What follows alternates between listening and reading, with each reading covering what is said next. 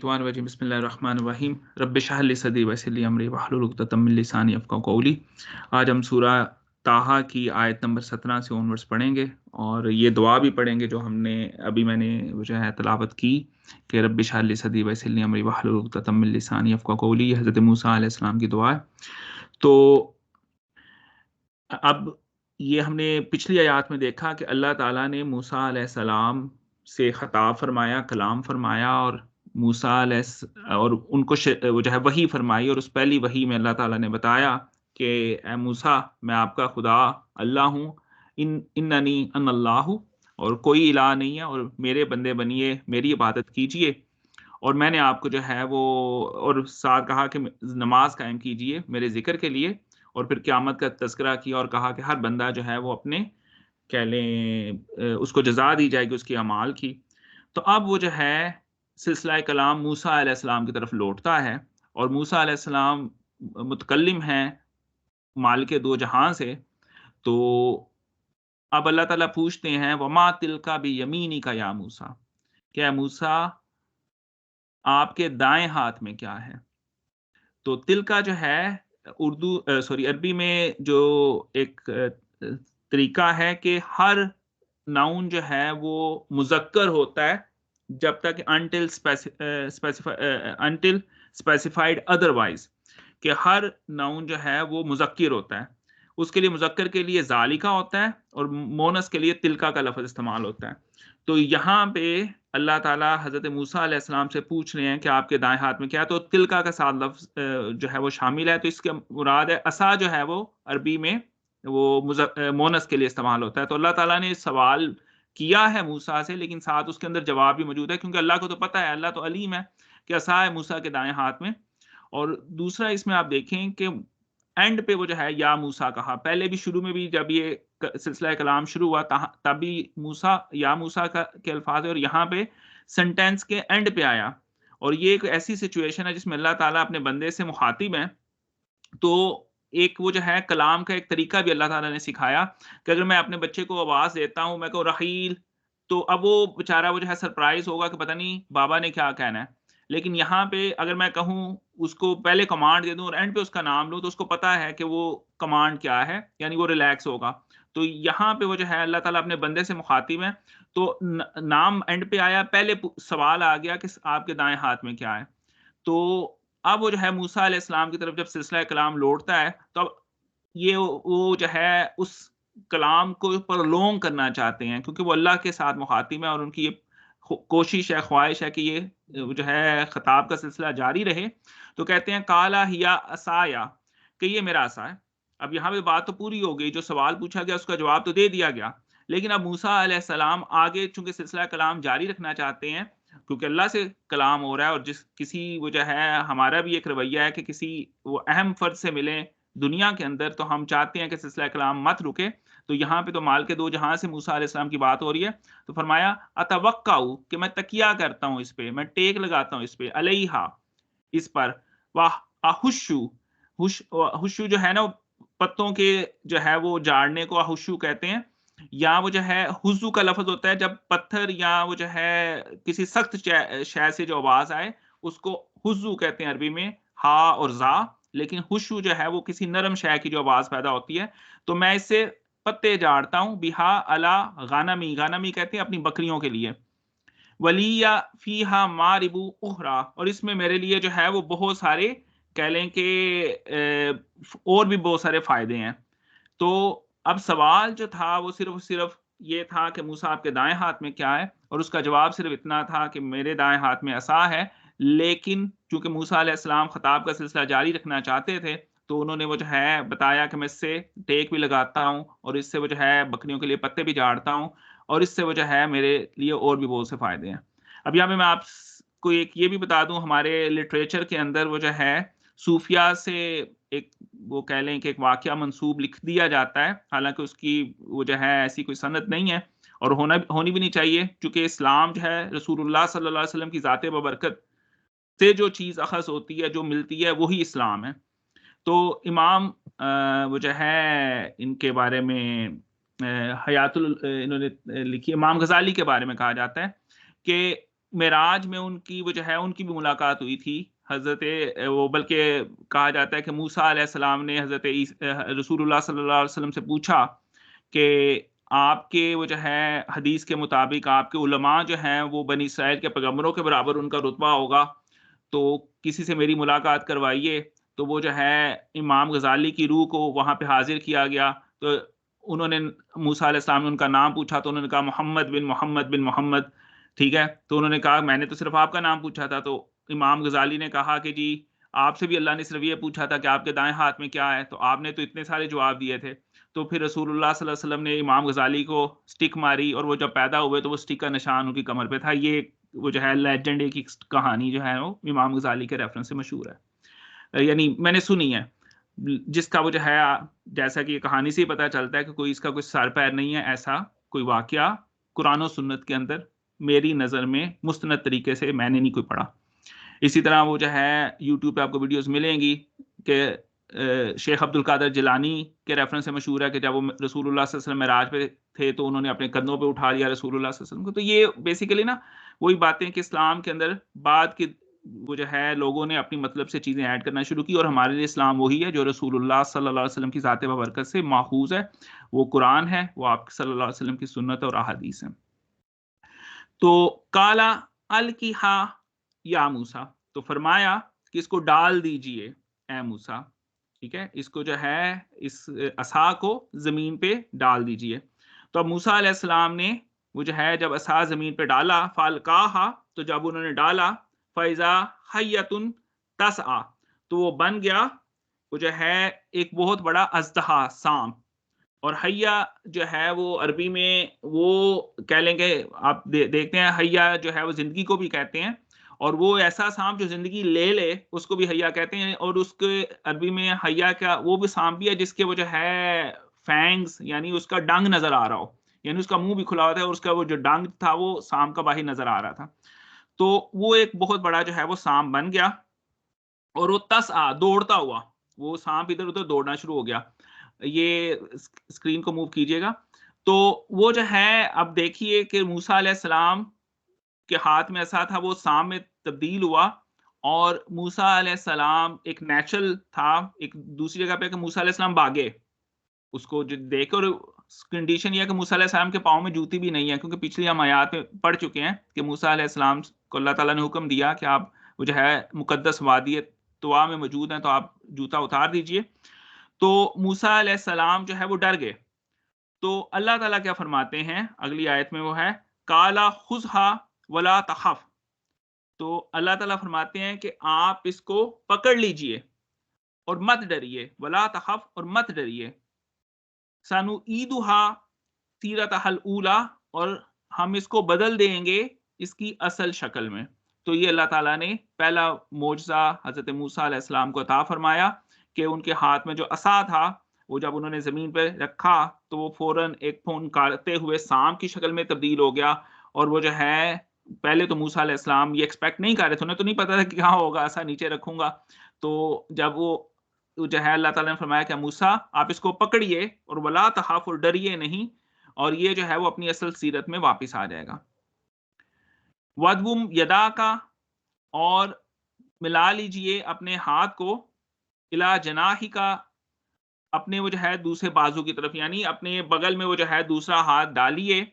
تخرجو، تو نکلے گا، بیدا، بیدا کہتے ہیں سفید چمکتا ہوا، من غیر سوء، جس میں کوئی خرابی نہیں ہوگی.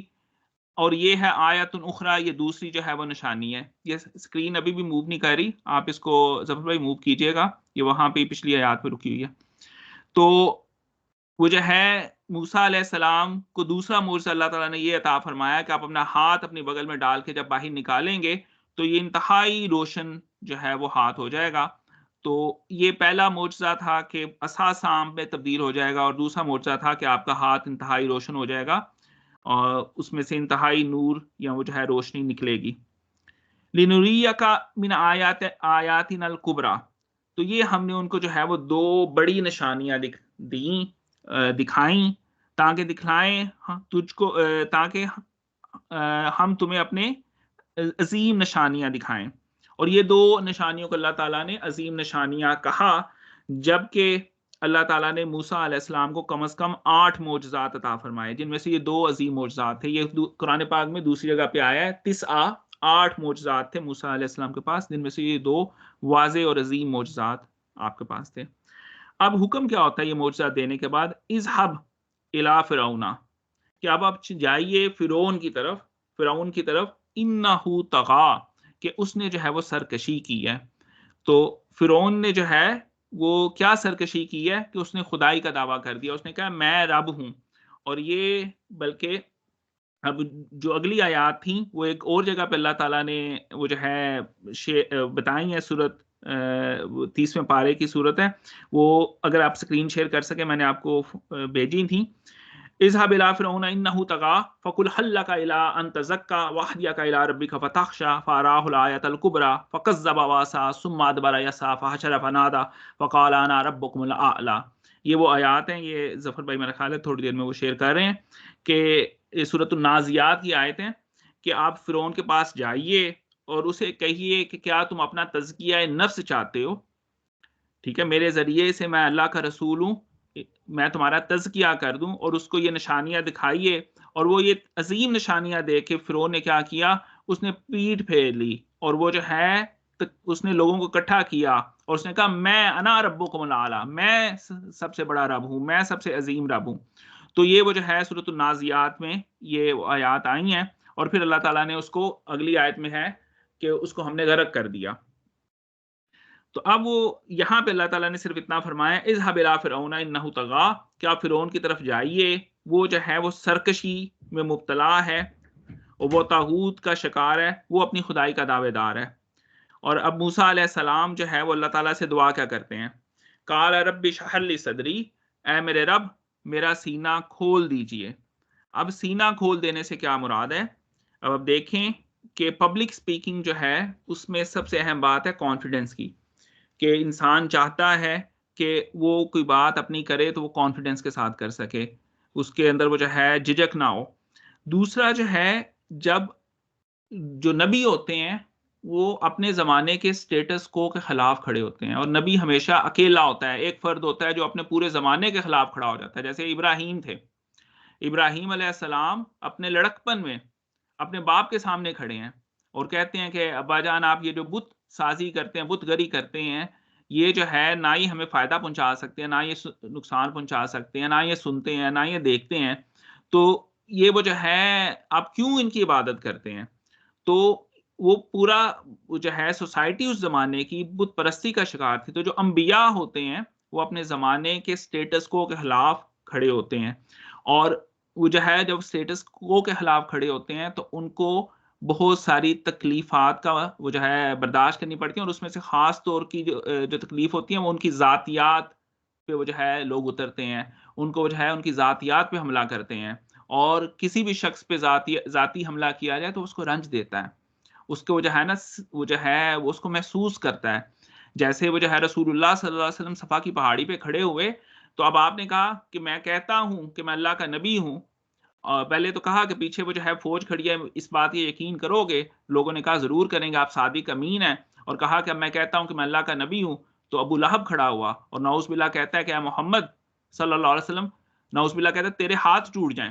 اللہ نے کہا تبت یدا ابی لہب، کہ ابو لہب تیرے ہاتھ ٹوٹ جائیں۔ تو یہ سب سے پہلے وہ دیکھیں ایک علمی بات رسول اللہ صلی اللہ علیہ وآلہ وسلم نے فرمائی، اور آگے سے کیا آیا؟ جذباتی اور پرسنل اٹیک آیا جو رسول اللہ صلی اللہ علیہ وسلم کی ذات اقدس پہ ہوا۔ پھر وہ جو ہے یہ ہمسایہ تھا رسول اللہ کا، اور اس کے علاوہ اس کی بیوی جو تھی، اور وہ کچھ عرصہ وہ جو ہے وہی کا سلسلہ منقطع رہا، تو وہ کچھ عرصہ گزرا تو اس کی بیوی نے کہا کہ لگتا ہے تیرے شیطان نے تجھ کو چھوڑ دیا ہے۔ پھر وہ جو ہے رسول اللہ صلی اللہ علیہ وسلم کو جنونی، جادوگر، کیا کچھ نہیں کہا گیا۔ تو کیا یہ وہ جو ہے الفاظ آپ کی طبیعت پہ وہ جو ہے گراں نہیں گزرتے تھے اور آپ کا سینہ نہیں گھٹتا تھا؟ تو اسی لیے اللہ تعالیٰ نے فرمایا علم نشرح لک صدرک، کہ اے نبی ہم نے آپ کا سینہ جو ہے وہ کھول دیا۔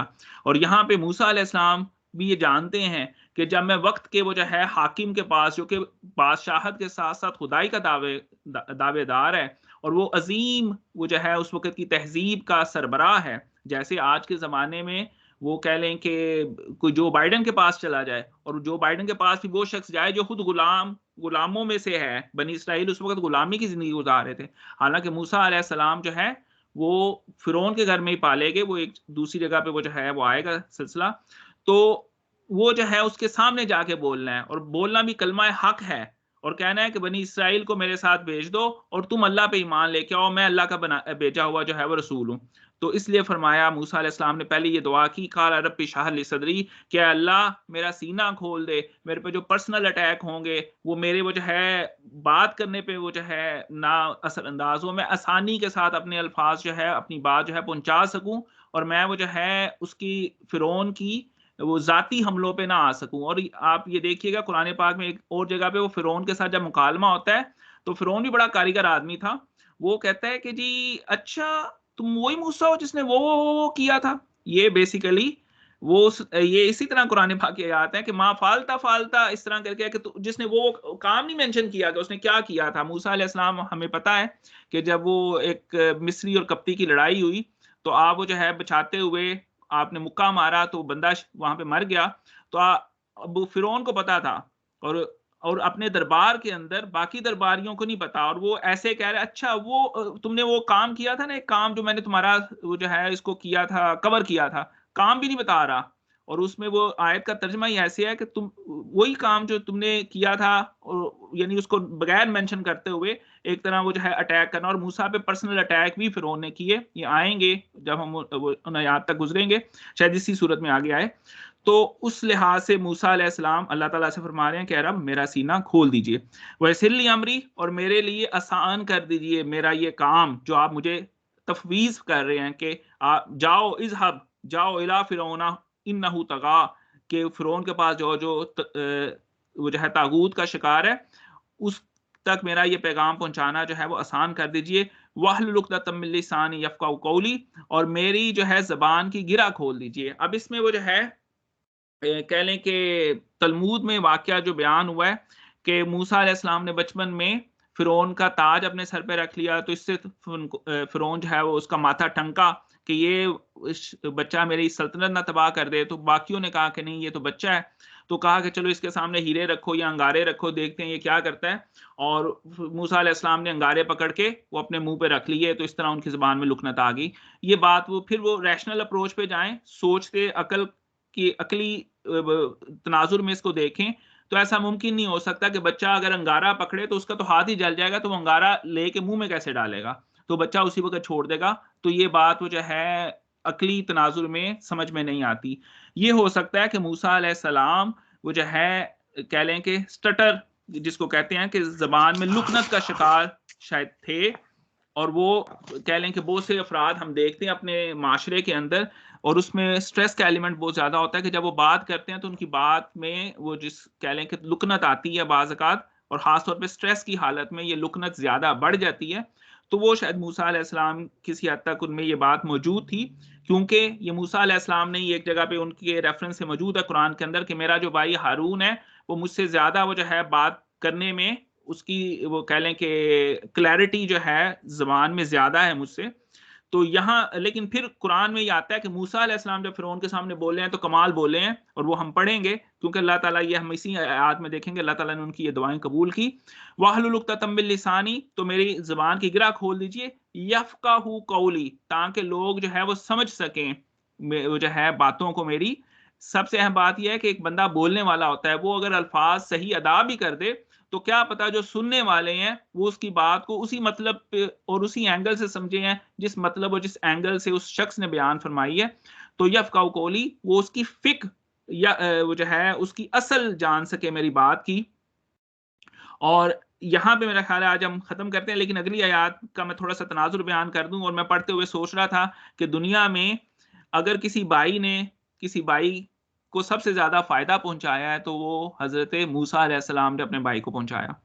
کہ موسیٰ علیہ السلام انہی وہ دعاؤں کے ساتھ اگلی دعاؤں میں ایڈ کرتے ہیں کہ میرے بھائی ہارون کو میرا وزیر بنا دیجئے, یعنی ان کو بھی نبوت سے سرفراز کیجئے, اور اللہ تعالیٰ نے ان کی یہ دعا قبول کی.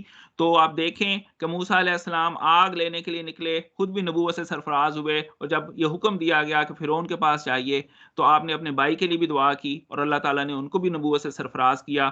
تو سلام ہو موسیٰ علیہ السلام پہ, اور سلام ہو ہارون علیہ السلام پہ, اور وہ جو ہے آپ کے اصل جو اس زمانے کے مسلمان تھے، جو آپ کے فالوورز تھے، اور سلام ہو رسول اللہ صلی اللہ علیہ وسلم کی ذات ببرکت پہ، اور آپ کی آل اولاد صحابہ اور ہم مسلمانوں پہ. تو اس کے ساتھ میں اپنی طرف سے اختتام کرتا ہوں. باقی دوست احباب اس میں ضرور کچھ ایڈ کیجیے. جزاک اللہ ڈاکٹر صاحب.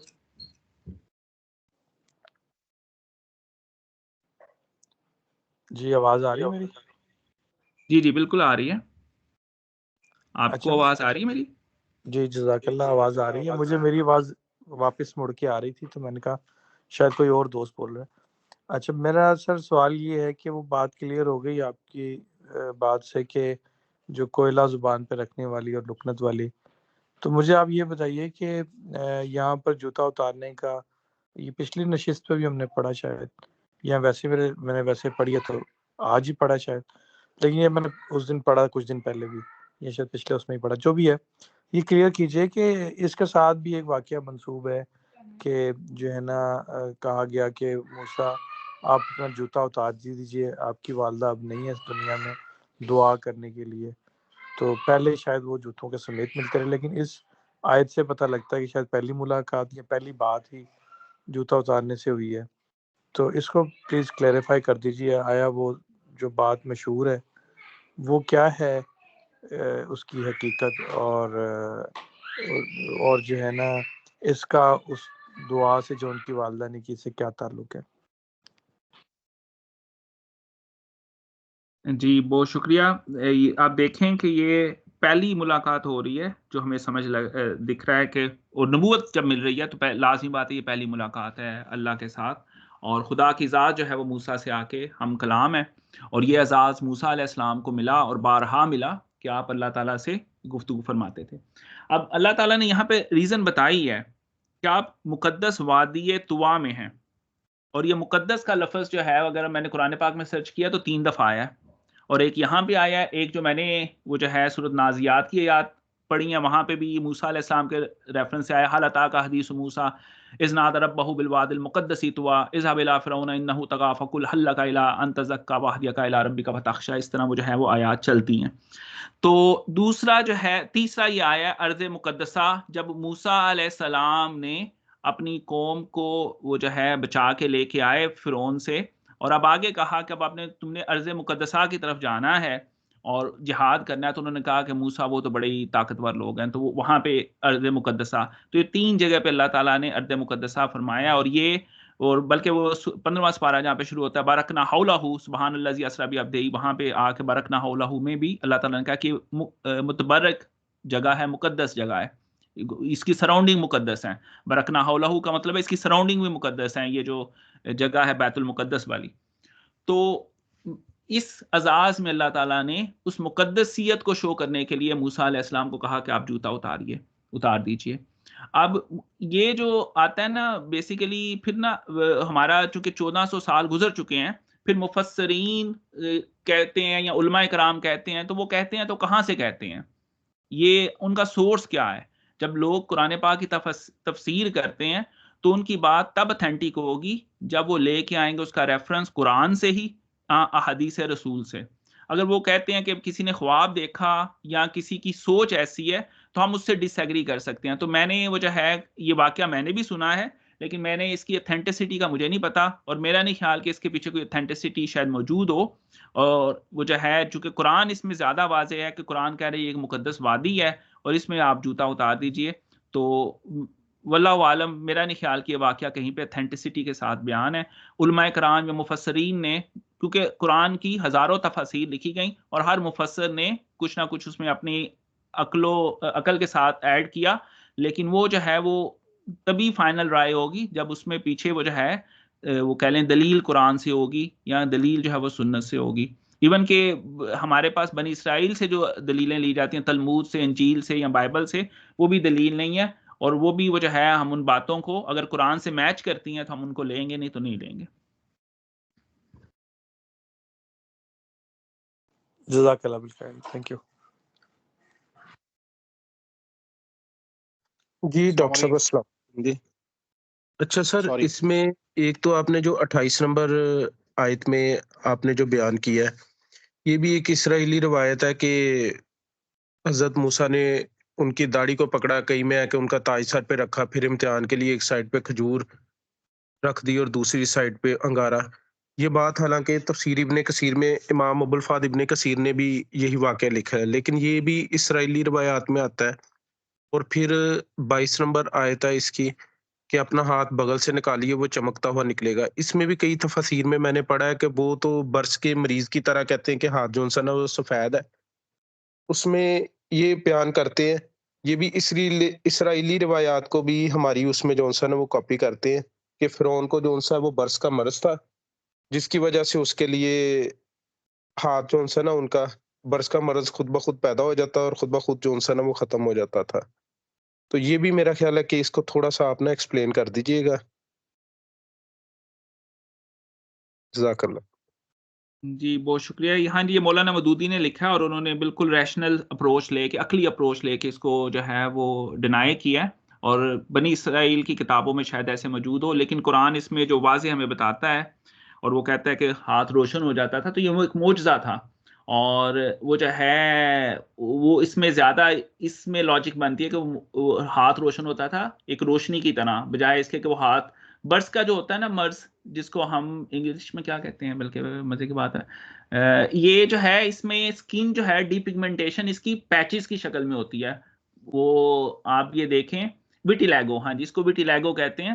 اور اس یہ آٹو امیون کنڈیشن ہے. اس میں جو ہے جن آپ لوگوں نے بھی دیکھا ہوگا کہ ان کے بعض جگہ پہ ڈارک سکن ہوتی ہے، بعض جگہ پہ وائٹ ہو چکی ہوتی ہے. تو یہ پیچز کی شکل میں شروع ہوتا ہے، اور بعض لوگوں میں جن میں پروگریس کرتا ہے تو وہ سارے اسکن کو انوالو کرتا ہے. لیکن میجورٹی آف دا پیپل میں وہ کہہ لیں کہ وہ ایک دونوں طرح کی اسکن آپ کو نظر آتی ہے. تو ایسا وہ جو تھا وہ ان لائکلی ہے، irrational ہے. زیادہ یہی جو قرآنک اپروچ ہے وہی زیادہ مناسب ہے کہ آپ کا جو ہاتھ تھا وہ ایک نارمل ہاتھ کی طرح ہے، لیکن جب آپ بغل سے نکالتے تھے تو اللہ کے معجزے کے حکم کی وجہ سے وہ جو ہے انتہائی روشن ہو جاتا تھا.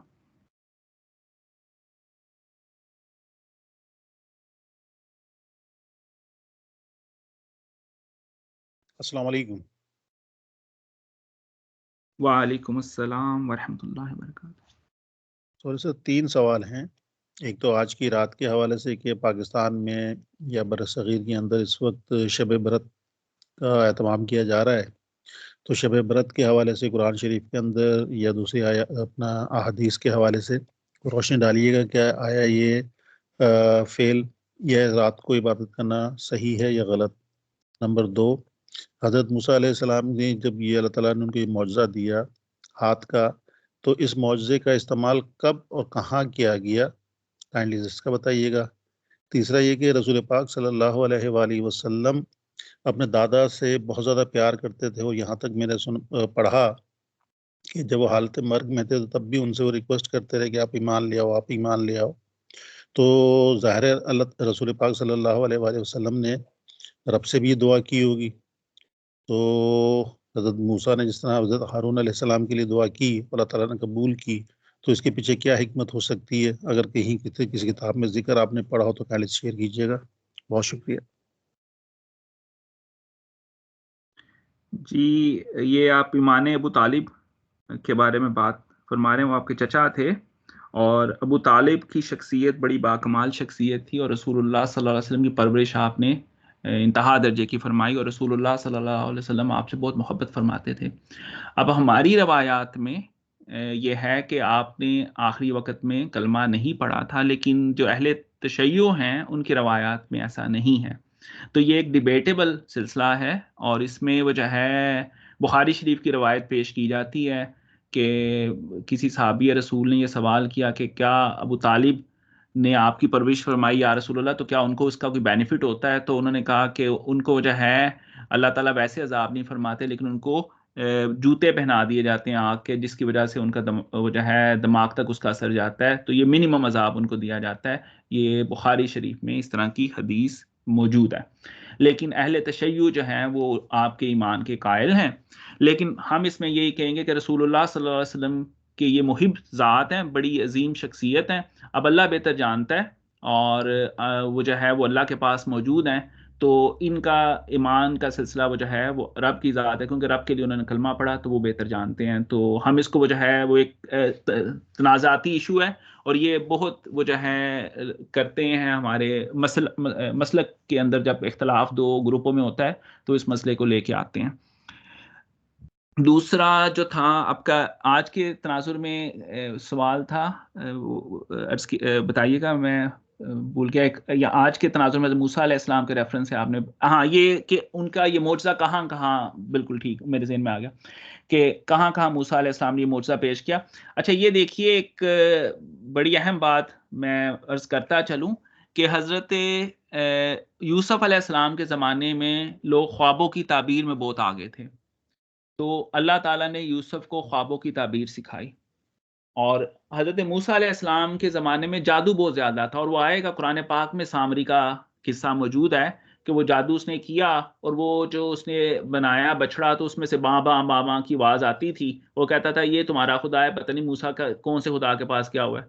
تو وہ جو ہے یعنی اس زمانے میں جادو سر چڑھ کے بولتا تھا. تو یہ ایک طرح کا اس کو نلیفائی کرنے کے اللہ تعالیٰ نے یہ موسیٰ علیہ السلام کو معجزات دیے، اور موسیٰ علیہ السلام نے یہ معجزات فرعون کے سامنے ظاہر کیے. پھر فرعون نے کہا کہ جی آپ تو بہت بڑے جادوگر ہیں، اس طرح کرتا ہوں میں بھی اپنے جادوگر بلاتا ہوں اور ایک دن رکھ لیتے ہیں. وہ ان کا کوئی تہوار کا دن تھا، اور اس میں وہ جو ہے انہوں نے کہہ لیں یہ جادوگروں نے بلکہ موسیٰ سے پہلے پوچھا کہ آپ شو کرتے ہیں یا ہم شو کریں. تو موسیٰ نے کہا کہ آپ کچھ شو کیجئے. تو وہ جادوگروں نے رسیاں پھینکی اور وہ رسیاں سانپوں میں تبدیل ہو گئیں. اور اللہ تعالیٰ فرماتے ہیں کہ جادو جو ہوتا ہے نا، وہ رسیاں سانپوں میں نہیں تبدیل ہوئی تھی، لوگوں کی آنکھوں پہ جادو ہوا تھا کہ لوگوں کو وہ رسیاں سانپوں کی شکل میں نظر آئیں. اور اس میں اللہ تعالیٰ فرماتے ہیں کہ موسیٰ علیہ السلام بھی ڈر گئے. یہ میرا خیال ہے اسی صورت میں آ گیا سورۃ القصص میں واقعہ کہ موسیٰ علیہ السلام بھی ڈر گئے. تو اللہ تعالیٰ نے موسیٰ کو وحی کی کہ موسیٰ آپ اپنا عصا پھینکیے، اور یہ عصا جو ہے وہ ان رسیوں کو کھا گیا. اب وہ جادوگر جو تھے وہ اپنے فن کے جاننے والے تھے. جب انہوں نے دیکھا ان کی رسیاں سانپوں میں نہیں بدلی تھی، لوگوں کی آنکھوں میں جادو ہوا تھا. لیکن جب موسیٰ کا عصا سانپ میں بدلتا انہوں نے دیکھا تو انہوں نے کہا یہ واقعی یہ وہ جادو نہیں ہے، ہم تو جادو کرتے تھے، یہ جادو نہیں ہے. تو اسی لیے وہ جو ہے وہ فوراً سے مسلمان ہوئے. انہوں نے کہا ہم ایمان لے کے آئے. اور فرعون بڑا بگڑ گیا، اس نے کہا تم نے لگتا ہے موسیٰ کے ساتھ کوئی پری پلاننگ کی ہوئی تھی، تم نے مجھے ساری پبلک کے سامنے رسوا کیا. اس نے کہا کہ میں تمہیں وہ جو ہے نا ماروں گا، میں تمہیں قتل کراؤں گا، تمہارے اپوزٹ سائڈ سے وہ جو ہے نا یعنی بازو ایک سائڈ سے اتاروں گا، دوسری سائڈ سے ٹانگ اتاروں گا. انہوں نے کہا جو مرضی کر لے، اب ہم ایمان لے آئے ہیں. تو وہ جو ہے وہ جادوگروں کا ایمان وہ آئے گا، کہہ لیں کہ وہ قرآن پاک میں اللہ تعالیٰ نے بیان فرمایا. تو موسیٰ علیہ السلام نے یہ معجزات دکھائے اور وہ جو ہے فرعون کے سامنے دکھائے، اور انہی معجزات کی بنا پہ آپ نے ڈیمانڈ کیا کہ میں اللہ کا نبی ہوں اور میرے ساتھ آپ پہلی بات میں یہ تقاضا کرتا ہوں کہ تم ایمان لے آؤ اور اللہ کو مانو، اللہ کی وحدانیت کا اقرار کرو، اور دوسرا میرے ساتھ بنی اسرائیل کو بیچ دو. اور تیسرا جو تھا آپ نے فرمایا اس کے بارے میں کیا تھا، شب برات کے بارے میں.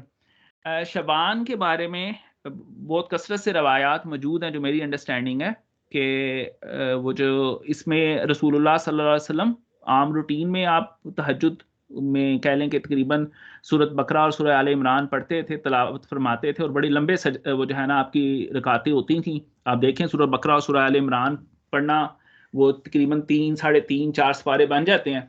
تو رسول اللہ صلی اللہ علیہ وسلم رات کو عبادت کرتے تھے، اور رجب سے آپ روزوں کی باقاعدگی شروع فرماتے تھے. رجب میں رکھتے تھے اور شبان میں رجب سے زیادہ روزے رکھتے تھے، اور پھر رمضان میں تو آپ فرض روزے تھے تو وہ تو آپ رکھتے تھے. تو شبان کے اندر آپ نے روزے رکھنے کی تلقین فرمائی، اور اس میں سے جو 15ویں شعبان ہے اس میں حضرت عائشہ سے مروی ایک ضعیف حدیث موجود ہے. ضعیف ہے، احادیث کی کلیکشن چونکہ 150-200 سال بعد ہوئی ہے تو یہ بھی ہمیں دیکھنا چاہیے. تو ضعیف حدیث موجود ہے کہ رسول اللہ صلی اللہ علیہ وسلم کو حضرت بی بی عائشہ نے رات کو نہیں پایا، تو آپ قبرستان میں موجود تھے، اور آپ نے بیان فرمایا کہ بنی کال کوئی کسی قبیلے کی بکریاں ان کے بال بڑے زیادہ تھے، اس رات اللہ تعالیٰ اس بکریوں کے بال کے برابر جو ہے وہ لوگوں کو بخش دیتے ہیں. اس طرح رسول اللہ صلی اللہ علیہ وسلم کی نسبت سے یہ بات ہم تک پہنچی ہے. تو اس میں ہمارا وہ جو ہے نا تھوڑا سا یہ بھی ایک ایسا اختلافی ایشو ہے جس میں کچھ علماء کرام جو ہے اس حدیث کی بنیاد پہ وہ بہت فضائل بیان فرماتے ہیں، اور کچھ علماء کرام جو ہیں وہ کہتے ہیں کہ نہیں یہ عام راتوں کی طرح ہے، لیکن ہمیں شبان کے اندر کثرت سے روزے رکھنے چاہیے، راتوں کو عبادت کرنی چاہیے. اس میں کوئی جو ہے دونوں افراد اس بات پہ متفق ہیں، دونوں مسالک کے افراد. تو یہی ہے کہ ہمیں کرنا چاہیے جی. اب رمضان آ رہا ہے تو شعبان میں بھی ایسی تیاری کرنی چاہیے. اور باقی یہ ہے جو میری سمجھ ہے وہ یہ ہے کہ دین میں کوئی شارٹ کٹ نہیں ہے.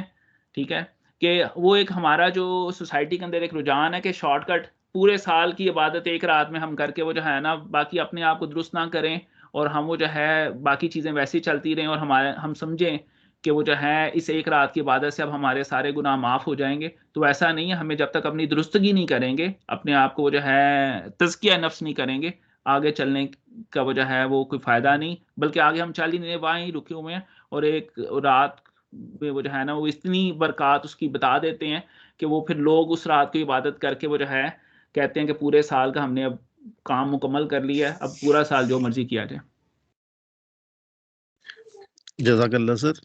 بقایا سر اس رات کے حوالے سے, شب برات کے حوالے سے یہ جو کہا جاتا ہے کہ اس رات کو رزق کی, جان کی اور موت کے فیصلے ہوتے ہیں, اس حوالے سے ذرا روشنی ڈالیے گا.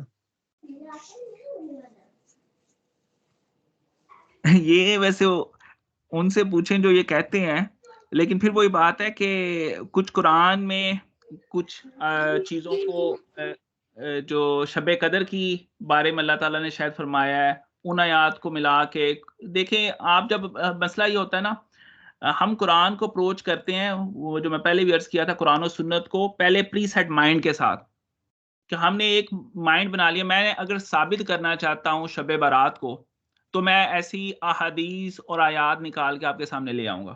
ٹھیک ہے, لیکن اگر میں بغیر کسی پری سیٹ مائنڈ کے پڑھوں تو پھر میرے سامنے کیا آتا ہے, وہ ایک اہم بات ہے. تو باقی وہ جو ہے اس بارے میں وہ احادیث موجود ہیں, کس حد تک وہ صحیح ہیں میں نے ابھی چونکہ اس پہ نہیں پڑھا, لیکن میری جو میں نے پیچھے کبھی کسی زمانے میں پڑھا تھا تو میری یہی انڈرسٹینڈنگ تھی کہ ٹھیک ہے عبادت کی رات ہے, اس کو کرنا چاہیے. شبان کی تمام راتیں جو ہیں وہ عبادت کی ہیں, اور اس میں دن کے وقت روزہ رکھنا چاہیے. باقی رسول اللہ کی نسبت سے جو ہمارے تک بات پہنچی ہے, اگرچہ وہ ضعیف ہے لیکن اگر موجود ہے تو آپ اس میں کریں, عبادت ضرور کریں. جی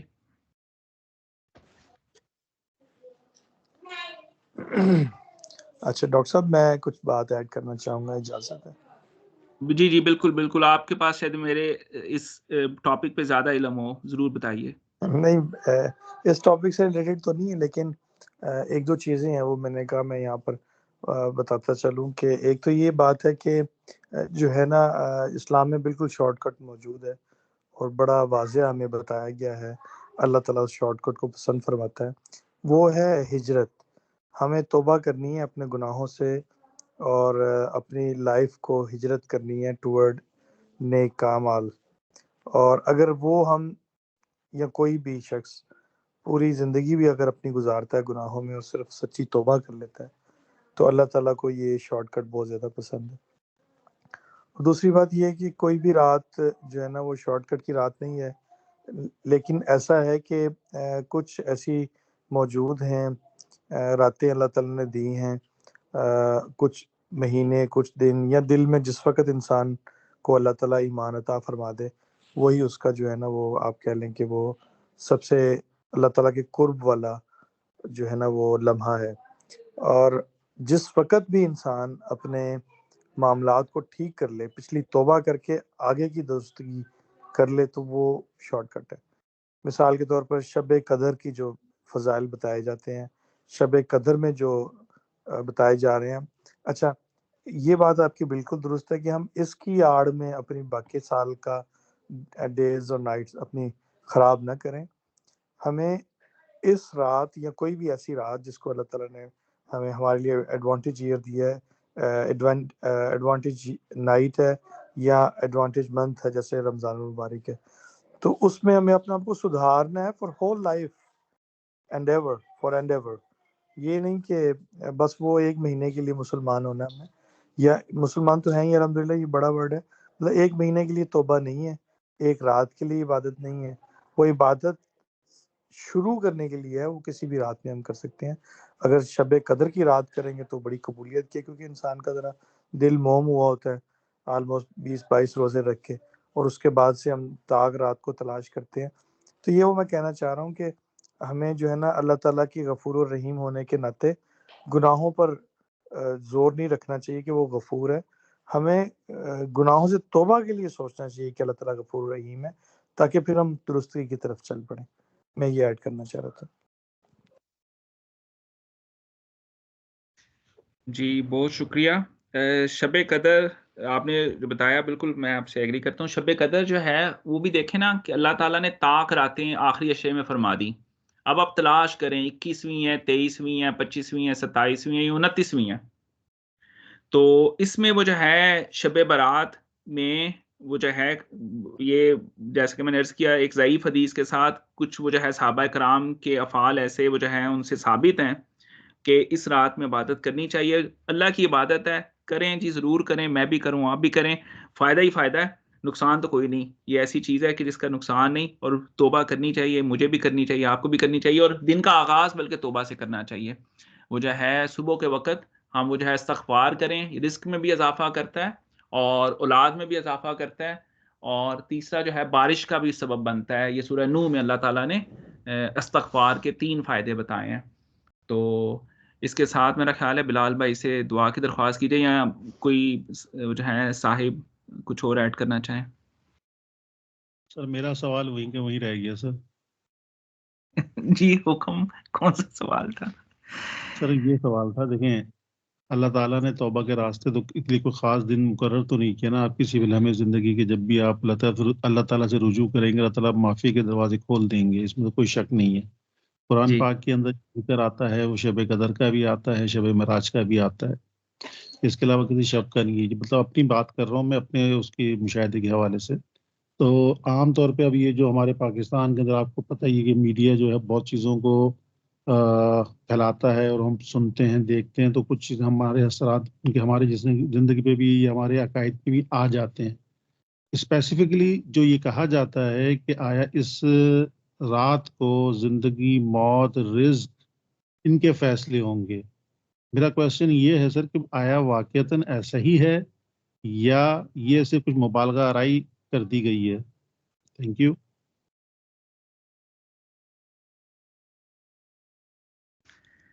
جی وہ جو ہے اس رات میں بلکہ آپ سے بات کرتے ہوئے تلاش بھی کر رہا ہوں کہ میں کوئی غلط بات نہیں کہنا چاہتا. دیکھیں الترغیب مشکات شریف میں 15ویں شب میں، ہاں جی یہ مشکات شریف میں حدیث موجود ہے. 15ویں شبان کی اسی مبارک شب میں بنی آدم کا ہر وہ شخص جو اس سال پیدا ہونے والا ہوتا ہے لکھ دیا جاتا ہے، اور بنی آدم کو ہر وہ شخص جو اس سال مرنے والا ہوتا ہے اس رات میں لکھ دیا جاتا ہے. اور اس رات میں بندوں کے اعمال اوپر اٹھائے جاتے ہیں اور اسی رات میں بندوں کے رزق اترتے ہیں.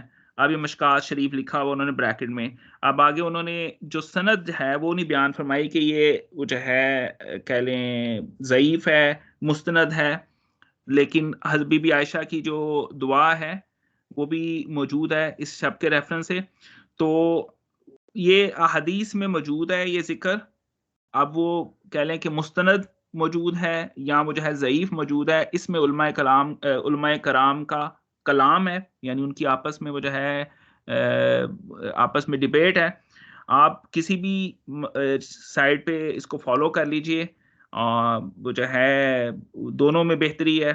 لیکن وہی بات کہ ہمیں راتوں میں قیام کرنا چاہیے. قیام اللیل رسول اللہ صلی اللہ علیہ وسلم کی سنت ہے، اور وہ جو ہے دن کے وقت اگر روزہ رکھ سکیں، میں خود نہیں رکھ رہا تو میں تو رکھ سکیں تو جی ضرور کریں. شبان کے اندر بڑا بابرکت مہینہ ہے.